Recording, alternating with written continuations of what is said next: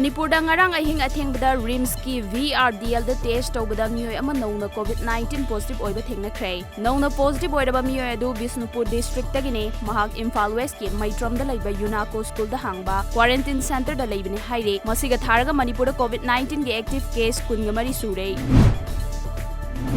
Yumthangnariba state Assam da nongna miyoy ani COVID-19 positive oikibadage state aduda laina sigi positive oiba masing punna chani ga tarani thoi sukre. Hauzik fawda state aduda punna active case samaga yankhai mathoi leiri. Aduga laina asidagi sikiba masing na marini miyoy yankhai marina layengbadagi fagalaktuna discharge tawkhre. India da COVID-19 nang asi fawbada miyoy lising ahunga chamangaga marfumdoi sukre. Haukiba pum kunmarigi manungda laibak asida miyoy chamaga kuntrani thoi laina asina sihanki. Hauzik fawbada apunma miyoy lak ama lising taranipanga chamangaga sumna ama laina asina nahankre. Laibak asida Maharashtra state khaktada miyoy lising amaga chamriga yankhai mari sikibaga loinana laina asina khwaidagi sokhalaba state oidi.